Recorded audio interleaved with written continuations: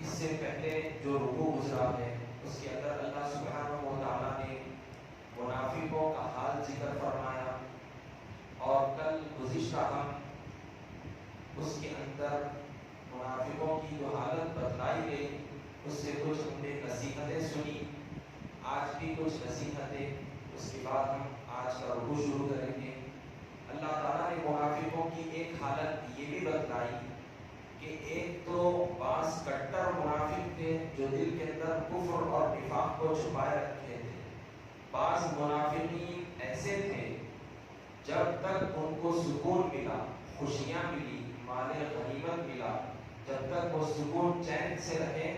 تو وہ اسلام پر عمل کرتے رہے اور اسلام کو مانتے رہے، لیکن جیسا ہی کوئی تکلیف ان کو پہنچی، کوئی غم ان کو آیا، جب کوئی پریشانی ان کو لاحق ہو گئی تو اس وقت انہوں نے اسلام کو چھوڑ دیا، انہوں نے کفر کا راستہ اختیار کیا۔ تو یہاں پر ہمارے لیے کیا نصیحت ہے؟ ہمارے لیے ایک بڑی نصیحت یہ ہے کہ ہم ایسے منافقوں کی یہ بری خصلت کو ہرگز نہ اپنائیں، کیونکہ بعض ہم میں ایسے مسلمان پائے جاتے ہیں جب تک سکون میں رہیں گے اللہ کا ذکر کرتے ہیں، اللہ کی عبادت کرتے ہیں، جب تک کاروبار چلتا رہے گا، جب تک جاب چلتی رہے گی، جب تک ہم خوش رہیں گے، اولاد ملے گی، جب تک ہم سکون میں رہیں گے تب تک ہم اللہ کو یاد کرتے ہیں، لیکن جب جاب چلے جاتی ہے، کاروبار برابر نہیں چل پاتا، یا پھر کوئی تکلیف کا مرحلہ آ جاتا ہے یا کوئی بیماری آ جاتی ہے، تو بعض ہمارے اندر ایسے بھی مسلمان پائے جاتے ہیں جو اپنے ایمان کا سودا کر بیٹھتے ہیں، یعنی اللہ کی عبادت سے دور بھاگتے رہتے ہیں، اللہ رب العزت کی صحیح طور پر عبادت نہیں کرتے، یعنی اپنے ایمان کو کمزور کر بیٹھتے ہیں۔ تو یہ چیز ہم کو درست کرنا ہے، اپنی اصلاح کرنی ہے، یہ منافقوں کی بری خصلت کو اپنے اندر سے ختم کرنا ہے، یہ ذہن بنا لینا ہے، یہ پورا مکمل یقین رکھنا ہے کہ ہر صورت میں، چاہے میں خوشی کے حالت میں ہوں یا کوئی غم مجھ پر طاری ہو جائے، جب مجھ کو سکون ملے یا میں کسی پریشانی میں ہوں، ہر صورت میں اللہ کی عبادت کرتا رہوں گا، اللہ کو یاد کرتا رہوں گا اور مضبوطی کے ساتھ ایمان پر قائم رہنا ہے۔ اب کیونکہ انسان کے اوپر ہر وقت خوشیاں نہیں رہتی، ہر وقت اس کے اوپر خوشیاں اور سکون اس کو نصیب نہیں ہوتا، کسی نہ کسی وقت کوئی مصیبت کا سامنا کرنا پڑ سکتا ہے۔ تو ہم کو صحابہ کی زندگی سے سبق لینا ہے کہ کس طرح سے جب وہ ایمان لے آئے تو کفار مکہ نے کتنا ستایا، کس طرح سے ان کے ساتھ سازشیں رچی گئی، لیکن وہ صحابہ اپنے ایمان پر ثابت قدم رہے اور ان مصیبتوں کا ڈٹ کر مقابلہ کیے۔ تو اب ہم ہندوستان میں رہتے ہیں، ہمارے اوپر بھی طرح طرح کی طرف سے کہیں نہ کہیں مصیبتیں آتے رہتی ہیں، NPR NRC کے ذریعے سے بھی ہم کو یہ تنبیہ کی گئی ہے، تو ہم ان چیزوں سے ہرگز نہ گھبرائیں، چاہے وہ NPR ہو یا NRC ہو، کوئی بھی قسم کا قانون ہمارے خلاف بنایا جائے تو کسی بھی صورت میں ہم کو اپنے ایمان کا سمجھوتا نہیں کرنا ہے، اپنے ایمان کو نہیں بیچنا ہے، ہم کو کوئی دوسرا مذہب ہرگز اختیار نہیں کرنا ہے، بلکہ اللہ نے جو ایمان کی دولت دی ہے اس پر مرے دم تک قائم رہنا ہے، کچھ بھی ہو جائے، ہماری جان چلی جائے یا ہماری اولاد کو قربان کر دیا جائے یا ہمارا مال لوٹ لیا جائے، کچھ بھی ہو جائے ہمارے ساتھ، لیکن ہم مرتے دم تک ایمان کی حالت میں قائم رہیں گے، یہ ہم کو پورا مکمل یقین رکھنا ہے اور اسلام پر عمل کرنا ہے اور اس پر ثابت قدم رہنا ہے۔ تو اب یہاں تک جو واقعات ذکر کیے گئے، اللہ رب العزت نے نیک اور بد، اچھے اور برے لوگوں کا تذکرہ فرمایا۔ ابتدا میں اللہ نے اپنی کتاب کا ذکر فرمایا کہ یہ کتاب ہر طرح کے شک و شبہے سے پاک ہے، پرہیزگاروں کی صفات بتلائی اور ان کا رزلٹ بھی بتا دیا کہ یہ کامیاب لوگ ہیں، پھر کفار اور منافقوں کی حالت بتلائی کہ کس طرح سے یہ اللہ کے غضب کے مستحق بن گئے، کس طرح سے اللہ کو انہوں نے ناراض کیا، تو اللہ تعالیٰ نے ان کو کس طرح کے عذاب کے لیے ان کو تیار کر دیا ہے، کس طرح سے ان کے لیے عذاب تیار کر رکھا ہے۔ اب اس کے بعد اللہ تعالیٰ اب ہم کو اپنی عبادت کی طرف توجہ دلا رہا ہے۔ پہلے تو اچھی اور بری چیز ہم کو بتا دی، اب اختیار دے دیا، اب یہاں پر ہم کو توجہ دلائی جا رہی ہے، کیونکہ انسان کو اللہ نے مجبور نہیں بنایا ہے،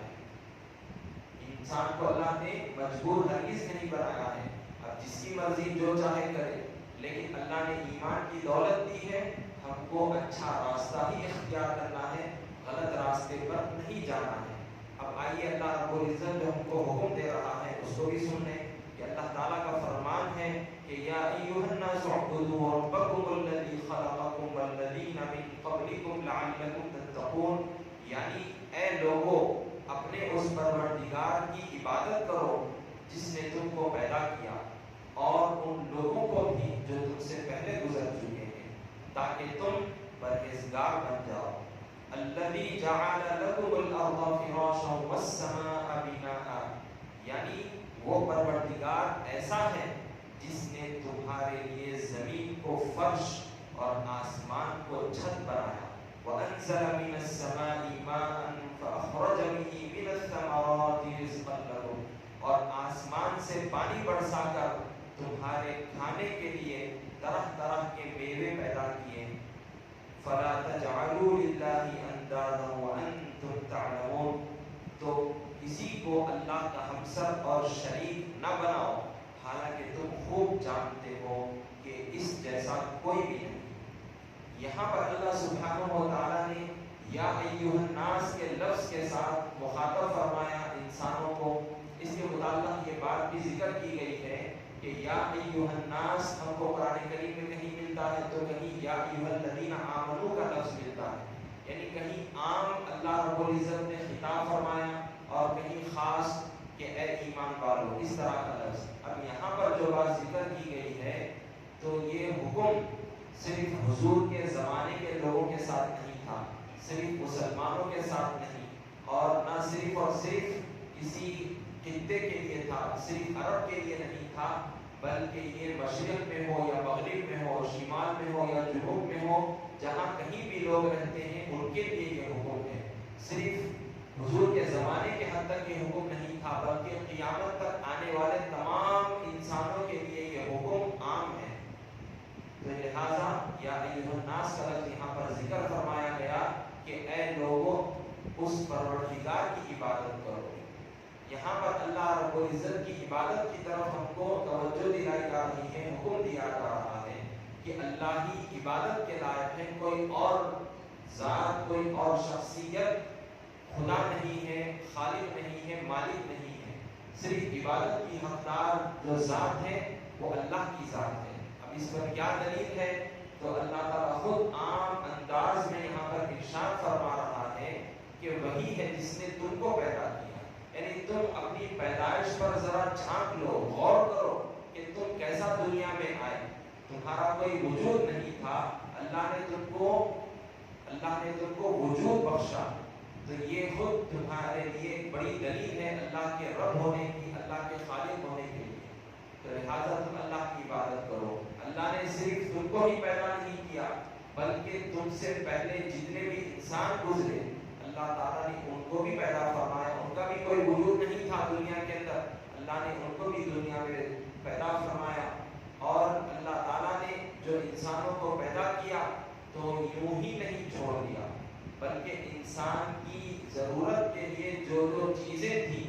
انسان کے لیے سورج کی ضرورت ہے، اس کو گرمی بھی چاہیے، اس کو سکون چاہیے، اس کو رزق چاہیے، اس کو پانی چاہیے، انسان کی کیا کیا ضرورتیں ہیں وہ پیدا کس نے کی؟ اللہ تعالیٰ نے پیدا کی۔ تو یہ دلائل ہے کہ اللہ رب العزت ہی خالق ہے، پیدا کرنے والا ہے، اللہ ہی ہمارا رازق ہے، رزق ہم کو دیتا ہے کہ طرح طرح کے پھل میوے رزق اللہ تعالیٰ ہم کو پہنچاتا ہے، پیدا فرماتا ہے زمین کے ذریعے سے، پانی برساتا ہے، یہ تمام تر چیزیں ہماری ضرورت کو پورا کرتی ہیں۔ تو یہ چیزوں کا چلانے والا، پالنے والا اللہ ہی ہے، جو کہ وحدہ لا شریک ہے، کہ اللہ ایک ہے، اس کے سوا کوئی معبود نہیں، اس کا کوئی شریک نہیں۔ تو لہٰذا اللہ کو ایک مانے اس کے ساتھ کسی کو شریک نہ ٹھہرائیں، اللہ ہی کی عبادت کریں، اللہ کی عبادت میں کسی اور کو ہرگز شامل نہ کریں۔ تو یہاں پر ہم کو اللہ کی عبادت کی طرف توجہ دلائی گئی ہے اور اللہ کو ایک ماننے کی طرف توجہ دلائی گئی ہے۔ اب آئیے، یہاں پر توحید کا ذکر تھا، یعنی اللہ کو ایک ماننے کا ذکر تھا، اللہ کی عبادت کا ذکر تھا۔ اب جو دوسری آیت یہاں پر ذکر کی جانے والی ہے، اس کے اندر رسالت کا ذکر ہے، جو اللہ نے ہمارے لیے اللہ کی بارگاہ تک رسائی کے لیے جو سورس، سب سے بڑا ایک ذریعہ ہمارے لیے اللہ تعالیٰ نے نازل فرمایا قرآن کریم، اس کا بھی یہاں پر ذکر کیا جا رہا ہے کہ وَإِن كُنتُمْ فِي رَيْبٍ مِّمَّا نَزَّلْنَا عَلَىٰ عَبْدِنَا، یعنی اور اگر تم اس کتاب کے بارے میں کچھ شک میں ہو جو ہم نے اپنے بندے محمد مصطفیٰ صلی اللہ علیہ وسلم پر نازل کی ہے، فَأْتُوا بِسُورَةٍ مِّن مِّثْلِهِ، تو اسی طرح کی ایک سورت تم بھی بنا لاؤ، وَادْعُوا شُهَدَاءَكُم مِّن دُونِ اللَّهِ إِن كُنتُمْ صَادِقِينَ، اور اللہ کے سوا جو تمہارے مددگار ہوں ان کو بھی بلاؤ اگر تم اپنے دعوے میں سچے ہو۔ یہاں پر اللہ سبحانہ و تعالیٰ نے حضور کی صفت خاص عبد، بندے کا لفظ ذکر فرمایا، کیونکہ معاذ اللہ جیسا کہ پچھلے لوگ بعض انبیاء کو یا بعض اللہ والوں کو خدا بنا بیٹھے تھے، تو ہم کو یہاں پر توجہ دلائی جا رہی ہے، بتلایا جا رہا ہے کہ حضرت محمد مصطفیٰ صلی اللہ علیہ وسلم نہ اللہ کے بیٹے ہیں، نہ اللہ ہیں، نہ کوئی اللہ کے ساتھ شریک ہے، بلکہ وہ اللہ کے اخص الخاص بندے ہیں کہ حضور کے جیسا کوئی بندہ نہیں۔ حضور کی سب سے پہلی جو صفت ہے وہ خاص صفت اللہ کے بندہ ہونے کی۔ تو یہاں پر اللہ تعالیٰ نے یہ بات ذکر فرما دی کہ حضور معاذ اللہ اللہ کے بیٹے نہیں ہیں بلکہ اللہ کے بندے خاص ہیں۔ تو اب یہاں پر یہ بات بتلائی جا رہی ہے کہ بندوں تک جو اللہ کا کلام پہنچا ہے، جو اللہ کے پیارے نبی دنیا میں تشریف لائے اور اپنے رسول ہونے کا دعویٰ کیا کہ حضرت محمد مصطفیٰ صلی اللہ علیہ وسلم نے لوگوں کو بتایا کہ میں اللہ کا رسول ہوں، تو اس بات پر کہ حضور کے سچے ہونے پر کیا دلیل؟ تو یہاں پر یہ بات ذکر کی گئی کہ اللہ تعالیٰ نے اپنے کلام کو نازل فرمایا قرآن کریم، جو کہ حضور کے رسول ہونے پر ایک بہت بڑی دلیل ہے۔ حضور کے معجزات میں سے ایک بہت بڑا معجزہ ہے قرآن کریم، کہ حضور صلی اللہ علیہ وسلم نے اپنے رسول ہونے پر جو دلیل پیش فرمائی، اللہ کے کلام کو لوگوں تک پہنچایا، تو یہی چیز سب سے بڑی دلیل ہے۔ اور یہ کلام حضور کا بنایا ہوا نہیں ہے، نہ کسی انسان کا بنایا ہوا کلام ہے قرآن کریم، بلکہ یہ کلام اللہ کا کلام ہے، یہ اللہ کا کلام ہے۔ کیا دلیل ہے اس کی؟ تو اللہ تعالیٰ خود فرما رہا ہے، چیلنج کر رہا ہے کہ یہ جو کلام ہے، معاذ اللہ اگر کسی انسان کا ہوتا، کسی انسان کا بنایا ہوا ہوتا، تو تمہارے اندر بھی یہ طاقت صلاحیت ہوگی کہ تم اس کا مقابلہ کر سکتے۔ قرآن کریم میں جو آیتیں ہیں، جو صورتیں ہیں، اس جیسی کوئی آیت بنا کر پیش کر سکتا کوئی انسان، یا کوئی صورت بنا کر پیش کر سکتا، مقابلہ کر سکتا تھا، لیکن 1400 سال گزر چکے ہیں، ابھی بھی اس کا چیلنج باقی ہے اور قیامت تک باقی رہے گا کہ قرآن کریم کی کوئی ایک آیت یا پھر کوئی ایک سورت، جیسا کہ اِنَّا أَعْطَيْنَا 3 آیتوں پر مشتمل ایک چھوٹی سی سورت ہے، تو کوئی ہے ایسا مقابلہ کرنے والا کہ جو ایسی کوئی سورت بنا کر پیش کرے، کوئی قرآن کا مقابلہ کر سکے؟ نہ پہلے کوئی پیدا ہوا ایسا، نہ تا قیامت تک کوئی ایسا پیدا ہو سکتا ہے۔ حالانکہ قرآن عربی زبان میں نازل ہوا، عرب کے لوگ شعر شاعری میں بڑی بڑی باتیں کہا کرتے، بڑے بڑے شعر وہ اچھے انداز سے پیش کیا کرتے تھے، ان کو اپنی مادری زبان پر عربی پر بڑا ناز و فخر تھا، وہ بڑے ترہاتے تھے، عربی پر فخر کرتے تھے۔ لیکن جب قرآن کریم نے یہ چیلنج کیا کہ قرآن کی ایک آیت تو بنا کر دکھاؤ یا ایک سورت تو بنا کر دکھاؤ، تو وہ اس سے عاجز آ گئے، وہ پیش نہیں کر سکے، کیونکہ قرآن کریم اللہ کی طرف سے نازل ہوا ہے، کسی انسان نے نہیں بنایا۔ اگر کسی انسان نے بنایا ہوتا تو کوئی بھی مقابلہ کر سکتا، تو لہٰذا پتہ چلا کہ یہ کتاب اللہ کی طرف سے نازل کرتا ہے اور یہ بالکل برحق کتاب ہے، اور حضور صلی اللہ علیہ وسلم کے سچے رسول ہونے پر ایک بہت بڑی دلیل ہے، یہ بہت بڑی دلیل ہے۔ اور قرآن کریم یہ جو ہے اس کے اندر ایسے معانی ہے، اس کے ایک ایک لفظ کے اندر ایسے ایسے مطلب اس کے اندر معانی اس کے اندر ملتے ہیں، اور اس کا گرامر بالکل اتنا ہائی گرامر ہے کہ کوئی اس کا مقابلہ نہیں کر سکتا، کوئی اس کا مقابلہ نہیں کر سکتا۔ تو یہاں پر اللہ تعالیٰ نے ان دو آیتوں کے اندر، پہلے آیتوں کے اندر اپنے ایک ہونے پر دلائل پیش فرمائے، پھر دوسری آیت کے اندر اپنے پیارے رسول محمد مصطفیٰ صلی اللہ علیہ وسلم کے رسول ہونے کا ذکر فرمایا اور اس کی دلیل پیش فرمائی۔ وصلی اللہ تعالی وسلم علی خیر خلقہ سیدنا محمد